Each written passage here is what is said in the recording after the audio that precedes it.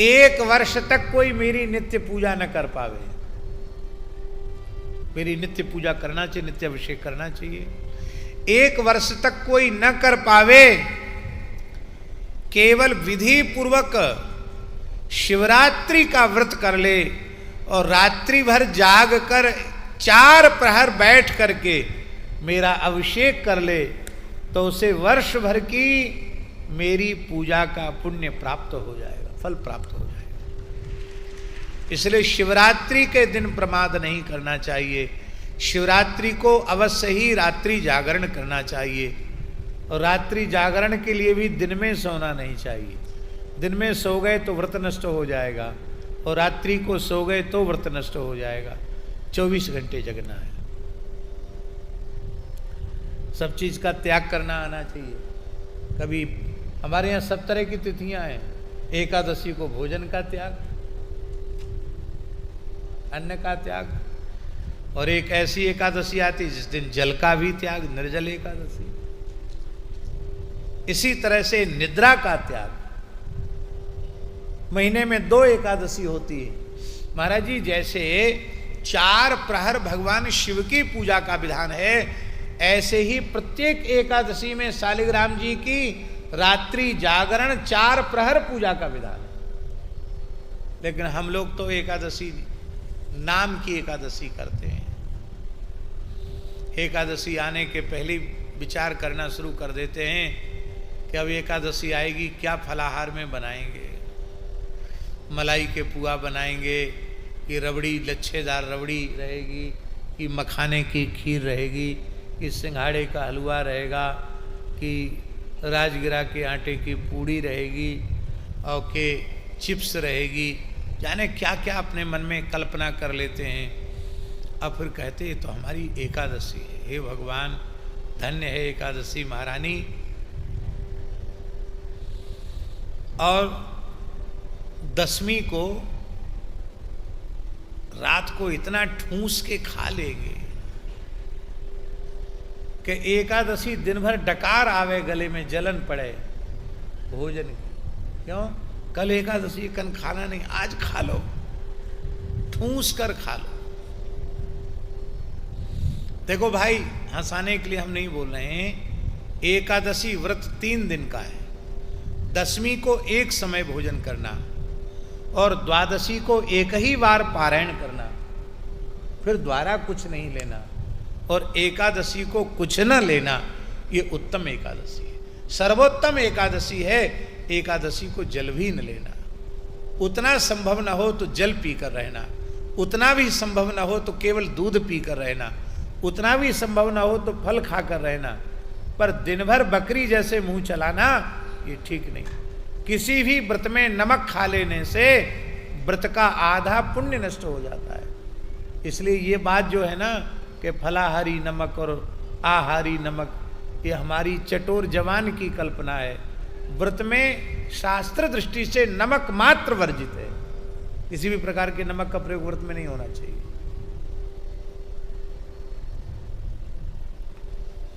तो लोग टमाटर भी खाएंगे व्रत में, भिंडी भी खा लेंगे, मेथी भी खा लेंगे, वह हल्दी में क्या दोष है, हल्दी भी खा लेंगे, सब खाएंगे।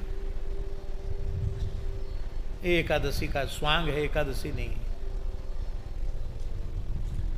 ठीक शिव चतुर्दशी व्रत भी इसी प्रकार का है। हाँ, अब किसी को शुगर हो गया है और बेचारे को इंसुलिन लेना पड़ता है, बार बार गोली खानी पड़ती है, उसकी तो बेचारी की मजबूरी है, वो कुछ खा कर के व्रत कर ले तो वो उसके लिए क्षमा है। पर स्वस्थ शरीर वाले व्यक्ति को पूर्ण निष्ठा से ही व्रत करना चाहिए।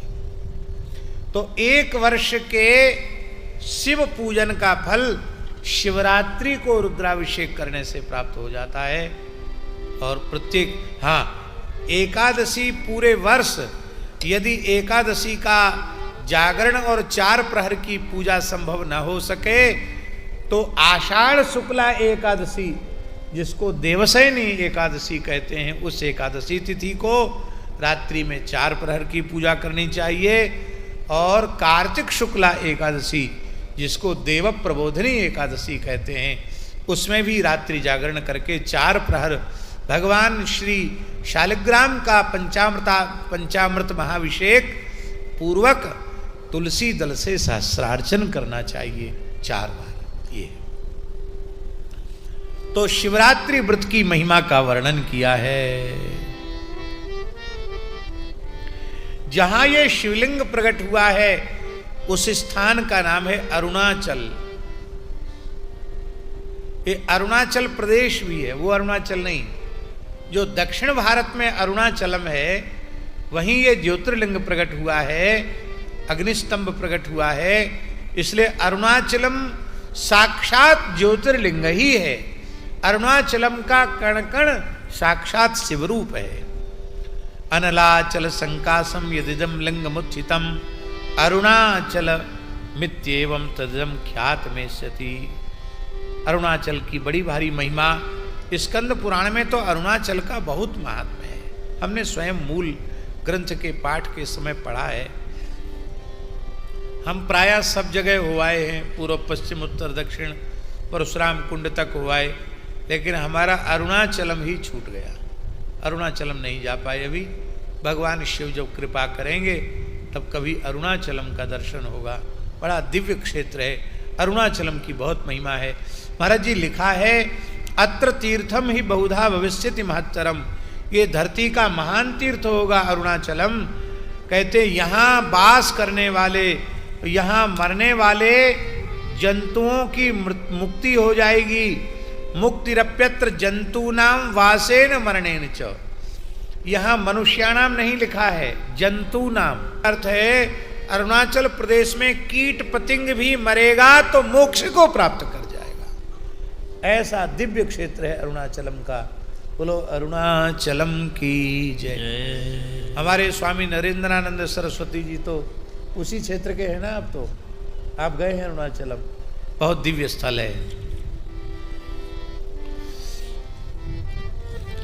वहां लिखा है महाराज जी अरुणाचलम में कि अरुणाचलम में कोई दान करे, हवन करे, जप करे तो उसे करोड़ गुना पुण्य प्राप्त होता है।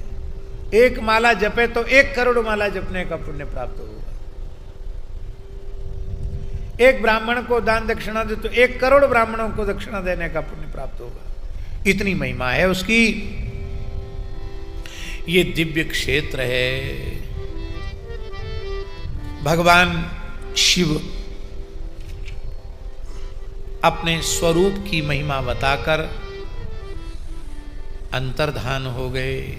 सृष्टि की स्थिति, 5 कृत्यों का प्रतिपादन और प्रणव की महत्ता का वर्णन, पंचाक्षर शिव मंत्र की महिमा का भी बड़ा वर्णन किया गया। भगवान शिव ने कहा, हे ब्रह्मा जी, हे विष्णु भगवान, सृष्टि स्थिति संहार तिरोभाव और अनुग्रह ये 5 मेरे स्वरूप हैं और 4 मेरे कृत्य हैं। 5वां कृत्य अनुग्रह जो है वो मेरी कृपा का साधन है, मोक्ष का साधन है। मेरी कृपा से ही मोक्ष होता है। काशी में मरने वालों को मोक्ष मिलता है, किसकी कृपा से? शिव जी की कृपा से।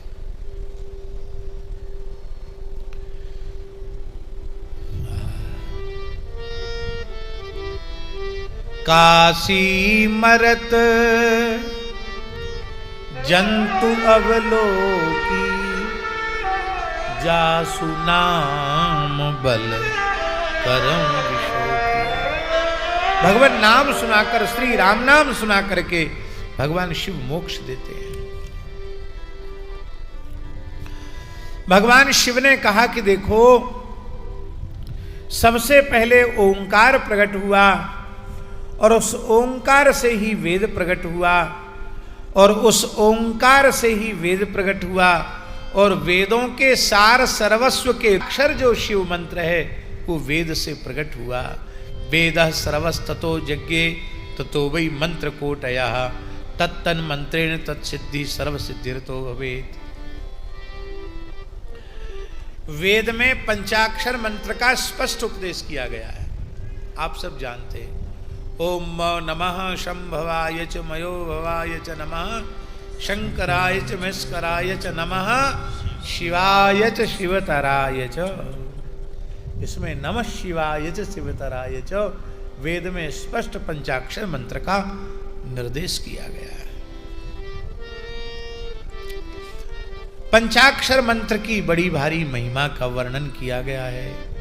कल स्वामी जी ने बताया कि लगभग 400 वर्ष पूर्व उनके जिन पूर्वाचार्य की समाधि दत्त मठ में है, भगवान दत्त के सामने, कहते आज भी उस समाधि से साधक कोटि के जीवों को पंचाक्षर मंत्र श्रवण सुनाई पड़ता है। आज भी आने वालों को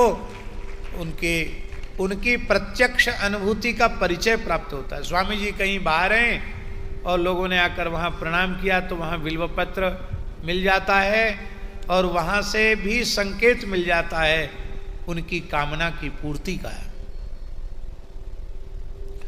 इस प्रकार से वर्णन किया है। अचल प्रतिष्ठा के लिए बड़ा शिवलिंग होना चाहिए और चल प्रतिष्ठा के लिए छोटा शिवलिंग होना चाहिए। बहुत बड़े शिवलिंग को की चल प्रतिष्ठा नहीं, बड़े शिवलिंग की अचल प्रतिष्ठा और छोटे शिवलिंग की चल प्रतिष्ठा करनी चाहिए। महाराज जी यहाँ लिखा हुआ है कि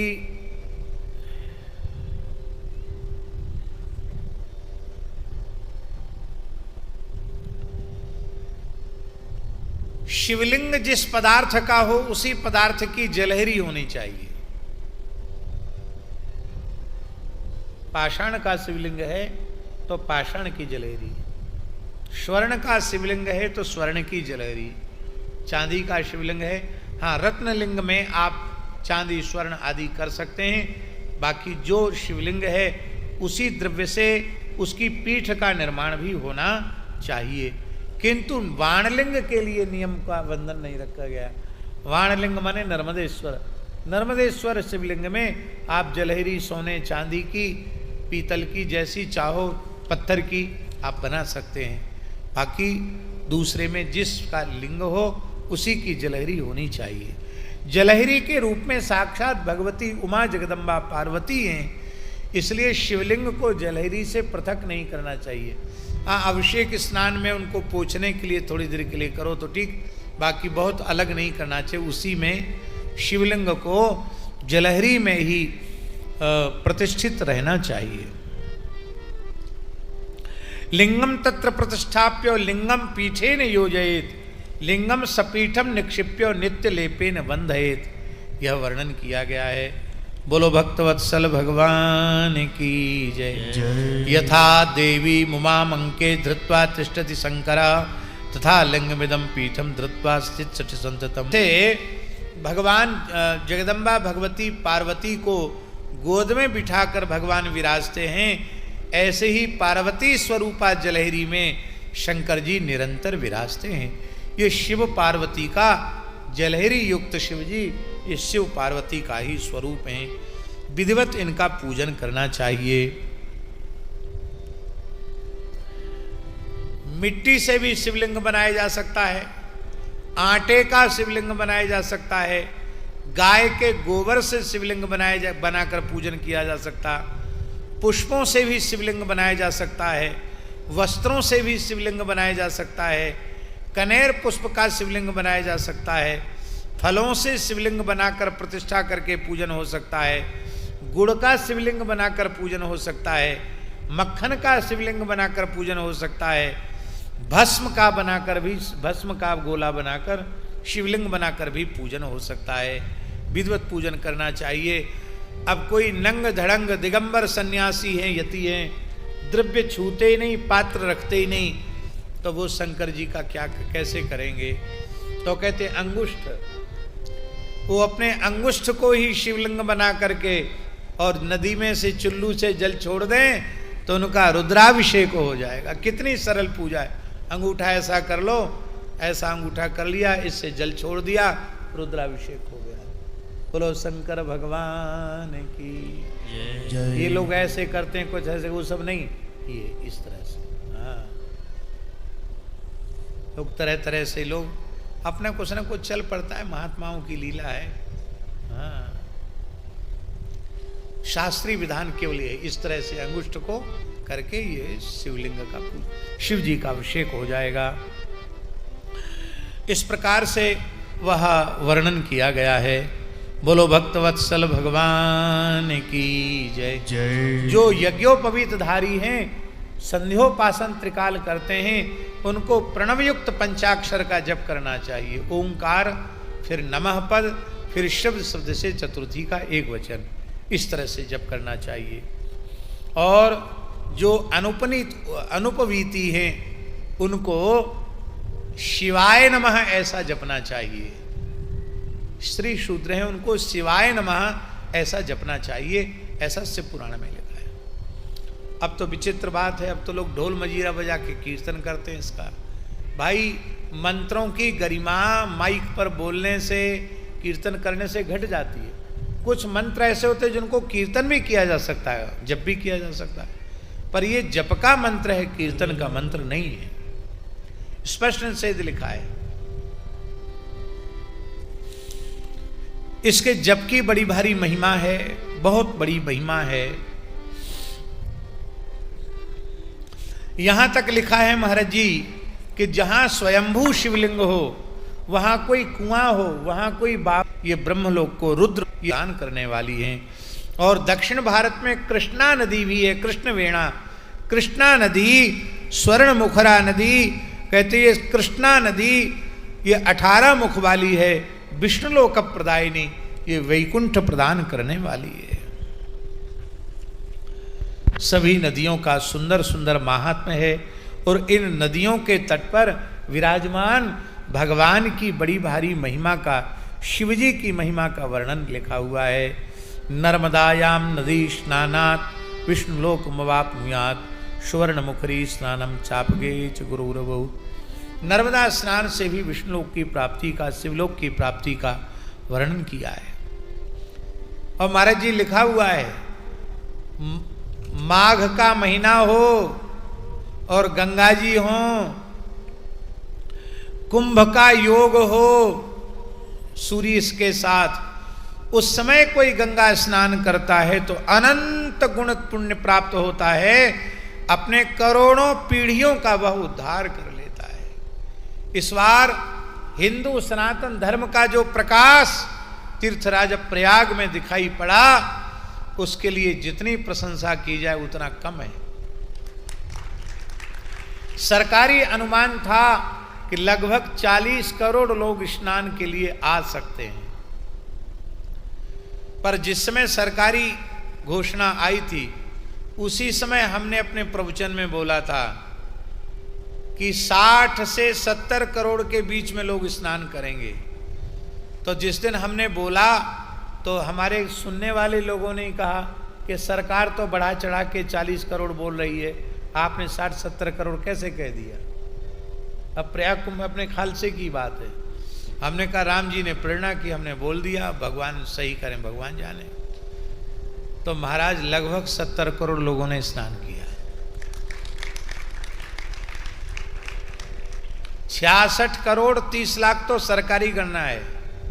अभी हम एक दिन सुन रहे थे, बोले वो जो प्रयाग में रहने वाले लोगों ने स्नान किया और जो आने जाने वाले थे उनकी तो गिनती ही नहीं है। कितने लोगों ने स्नान किया।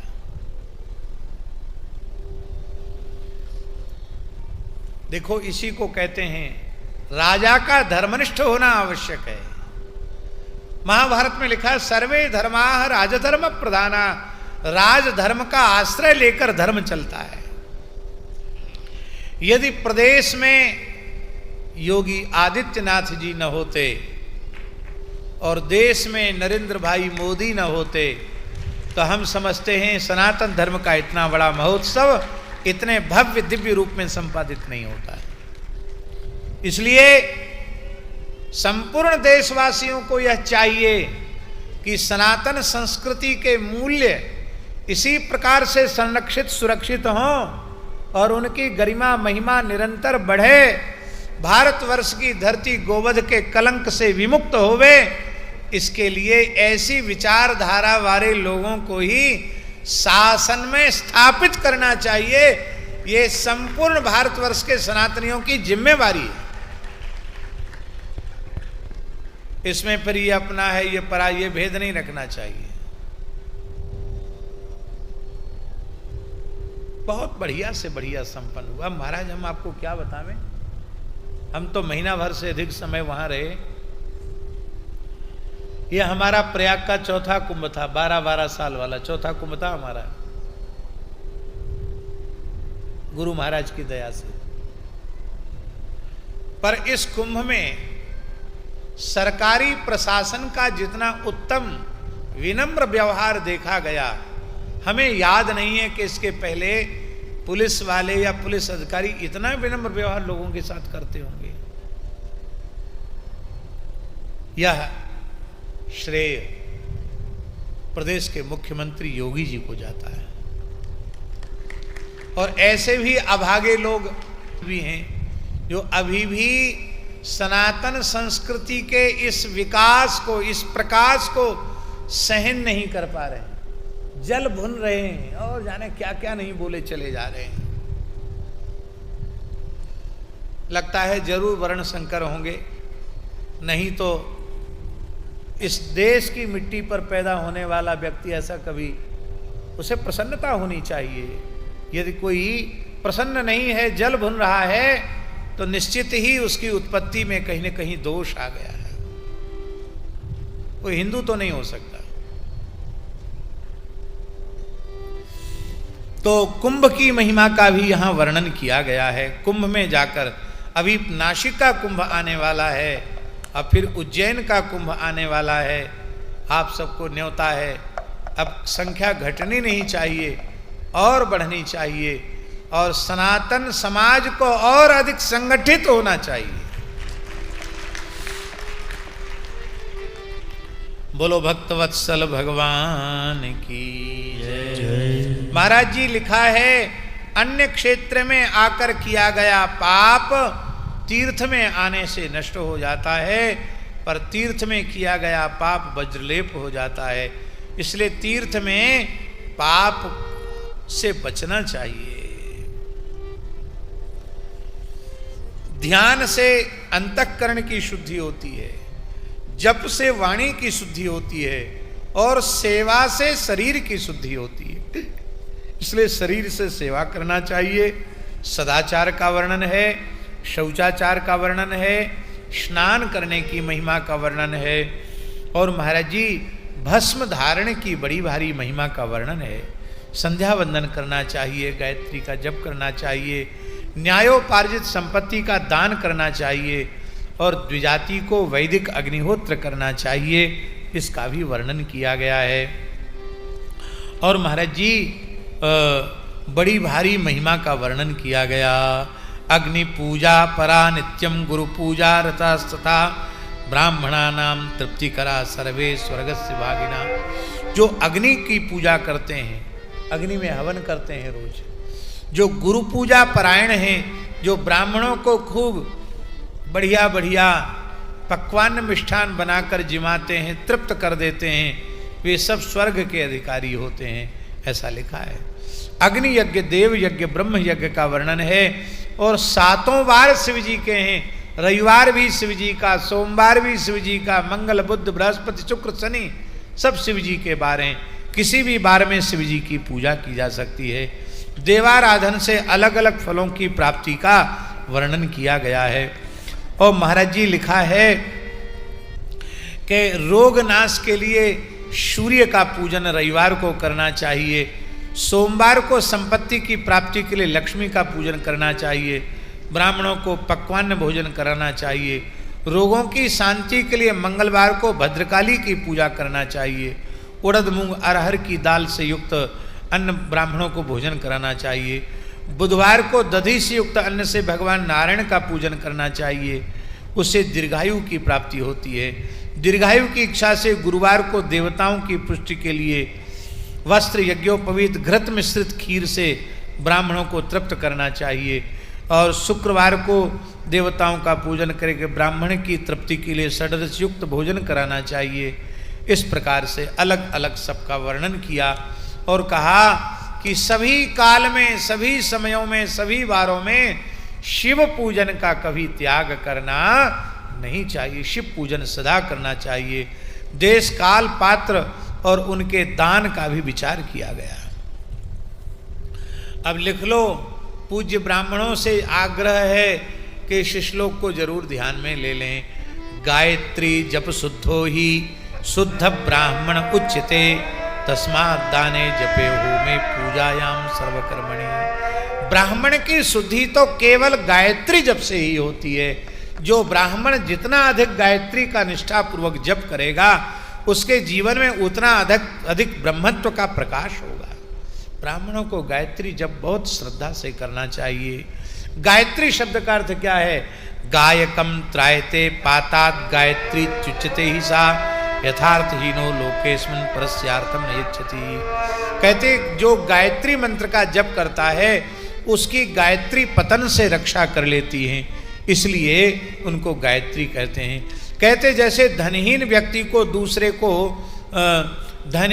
दूसरे को धन नहीं दे सकता, ऐसे ही जो स्वयं पवित्र नहीं हुआ वो दूसरे को पवित्र कैसे करेगा। ब्राह्मण स्वयं पवित्र होता है, तब वह दूसरे यजमान आदि को भी पवित्र कर सकता है। स्वयं जप न करे तो वह पवित्र नहीं कर सकता है। यहाँ तक कि ब्राह्मण श्राद्ध भोजन करे तो अपने जप के अतिरिक्त तो उसे 1 सहस्त्र गायत्री का जप करना चाहिए। मृतक का भोजन करे, त्रयोदशाह में भोजन करे तो 1 सहस्त्र गायत्री का जप करना चाहिए। और नित्य प्रति जो ब्राह्मण 1 सहस्त्र गायत्री का जप करता है, लिखा है ब्राह्मणोग्निरिवत ज्वलन, वो अग्नि के समान तेजस्वी होता है। ऐसी महिमा है महाराज जी गायत्री की। बोलो भक्तवत्सल भगवान की जय। इस प्रकार से मृत्तिका आदि से देवताओं के पूजन की विधि, नैवेद्य का विचार और शिवलिंग की पूजा की और विशेष महिमा का वर्णन किया गया है। और कार्तिक महीना में किस प्रकार से पूजा करनी चाहिए, मार्गशीर्ष में किस प्रकार से पूजा करनी चाहिए, धनुर्मास में कैसे पूजा करनी चाहिए, सबका अलग अलग वर्णन किया गया है। और महाराज जी इसके बाद शिवलोक और शिव भक्तों की साकारता बड़ा सुंदर वर्णन किया गया है। मंत्रों के 10 प्रकार के संस्कारों का वर्णन किया गया है। और इसके बाद महाराज बहुत ही पवित्र प्रकरण है कि बंधन और मोक्ष का विवेचन किया गया है। और भगवान शिव की पूजा की विधि का वर्णन, लिंग में शिव पूजा का विधान, भस्म का निरूपण, भस्म धारण का रहस्य और गुरु शब्द की व्युत्पत्ति, गुरु तत्व की महिमा, विघ्न शांति के लिए गणपति के पूजन के महात्म्य का भी वर्णन किया गया है। भस्म 3 प्रकार की होती है, लोकाग्नि, वेदाग्नि और शिवाग्नि। इनमें वेदाग्नि और शिवाग्नि की भस्म को श्रेष्ठ माना गया है और सामान्य लोगों के लिए लोकाग्नि भस्म धारण का विधान है। शिवलिंग पूजन में महाराज जी लिखा हुआ है कि ब्राह्मणों के लिए रसलिंग सबसे श्रेष्ठ है और बाणलिंग। रसलिंग मतलब होता है पारा का शिवलिंग, पारद लिंग को रसलिंग कहते हैं, वो ब्राह्मणों के लिए सर्वाभीष्ट देने वाला है। बाणलिंग नर्मदेश्वर क्षत्रियों के लिए, स्वर्णलिंग वैश्यों के लिए। स्वर्णलिंग का पूजन करने के लिए लिखा है महाधनपतित्वदम। जो स्वर्णलिंग में भगवान शिव का नित्य पूजन करता है वो कभी दरिद्र नहीं होता है, कभी धन से हीन नहीं होता है। और शिलालिंग में चतुर्थ वर्ण के लोगों को पूजन करना चाहिए। स्फटिक के शिवलिंग का माताएं भी पूजन कर सकती हैं, किंतु नर्मदेश्वर और शालिग्राम का स्त्री शूद्र को पूजन नहीं करना चाहिए, ऐसा यहाँ लिखा हुआ है। इस प्रकार से भस्म का महात्म्य, शिवलिंग का महात्म्य, महाराज जी कैसे कैसे कपिला गाय का गोबर, शमी और बट, आमलतास और बिल्व, इनकी लकड़ियों से शिवाग्नि जलाए, भगवान शिव के निमित्त घृत से होम करे और उस शिवाग्नि को कुश की अग्नि में शिवमंत्र का उच्चारण करके जलावे, फिर उसको छान करके नए घड़े में भर करके रखे और फिर उसको जल मिश्रित करके भस्म धारण करे, ऐसा विधान दिया। इसको शिव भस्म कहा, शिवाग्निज भस्म कहा। वेदाग्नि माने यज्ञ की भस्म को वेदाग्नि भस्म कहा। और सामान्य जो महानस आदि की राख है उसको सामान्य भस्म कहा। भस्म की बड़ी महिमा है। बोलो भक्तवत्सल भगवान की जय। त्रिपुंड भस्म युक्त धारण करना चाहिए। भगवान शिव के चंदन से त्रिपुंड धारण का भी विधान है, पर शिव पुराण में ऐसा लिखा है कि चंदन में भी किंचित भस्म का मिश्रण कर लेना चाहिए, क्योंकि भस्म भगवान शिव को अत्यंत प्रिय है। तो चंदन का त्रिपुंड धारण करते समय भी भस्म का प्रयोग करना चाहिए। शिष्य को पुत्र कहा जाता है, शिव पुराण में लिखा है। शिष्य भी पुत्र है। पुत्र कैसे हो गया? पैदा तो बाप ने किया, गुरुजी बाप कैसे हो जाएंगे? तो महाराज जी लिखा है, शिष्य पुत्र इति प्रोक्ता सदा शिष्यत्व योगतः जिह्वा लिंगान मंत्र शुक्रम कर्ण योनौ निशिच्य वही। जिह्वा ही लिंग है, कर्ण ही योनि है और मंत्र ही शुक्र है। उससे जो कान में मंत्र का उपदेश होता है वो एक प्रकार से एक संस्कार युक्त देह का निर्माण गुरु करता है। इसलिए नाद सृष्टि में पुत्र है, विंदु सृष्टि में पुत्र है और नाद सृष्टि में शिष्य है, पर शिष्य भी पुत्र के समान होता है। इसलिए अपने गुरु के श्राद्ध तर्पण आदि का अधिकार जैसा गुरुपुत्र को होता है ऐसे ही शिष्य को भी होता है। महाराज जी लिखा है, गुरु पूजैव पूजा स्यात् शिवस्य परमात्मनः गुरु सेवा तु यत् सर्वमात्म शुद्धिकरी भवेत्। गुरु पूजा शिव पूजा के ही समान है।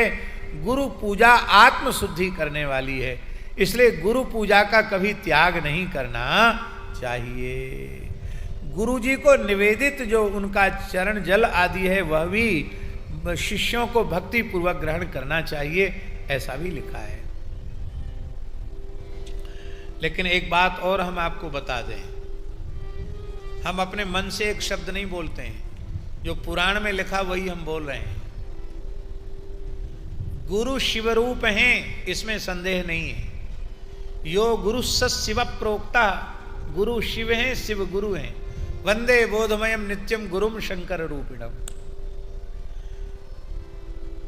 गुरु को शिवरूप कहा गया, गुरु को विष्णु रूप कहा गया। गुरु साक्षात परब्रह्म तस्मै श्री गुरुवे नमः।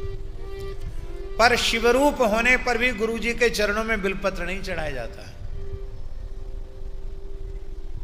मस्तक पर ही चढ़ाया जाएगा। विष्णु रूप होने पर भी गुरु जी के पैरों में तुलसी नहीं चढ़ाई जाएगी, तुलसी मस्तक पर ही चढ़ाई जाएगी। पर कहीं कहीं लोगों को शास्त्र का ज्ञान न होने से पैर पर भी बिल्वपत्र चढ़ा देते हैं। पैर पर बिल्वपत्र के संबंध में स्वामी जी लिखा है, हरते लंघना दायु। बिल्वपत्र धोखे से लांघ जाए तो आयु नष्ट हो जाती है, पैर के नीचे आ जाए तो संपत्ति नष्ट हो जाती है, लक्ष्मी रुष्ट हो जाती है। बिल्व साक्षात शिवरूप है, बिल्व की बड़ी भारी महिमा है। इसलिए जो समर्थ भगवत रूप हैं उनके भी चरणों में तुलसी और बिल्वपत्र नहीं, मस्तक पर अर्पित करना चाहिए। यही शास्त्र की आज्ञा है।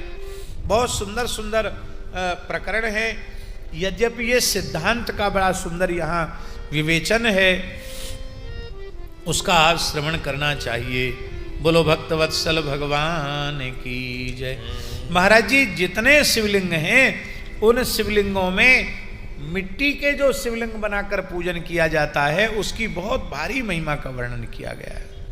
पत्र मिट्टी का शिवलिंग बनाकर जो नित्य पूजन करके चढ़ाता है वो इसी जन्म में इसी शरीर से रुद्र लोक को प्राप्त करता है, ऐसा लिखा हुआ है। और पार्थिव शिवलिंग जीवन पर्यंत निर्माण करता है, उसे असंख्य वर्षों तक शिवलोक की प्राप्ति होती है।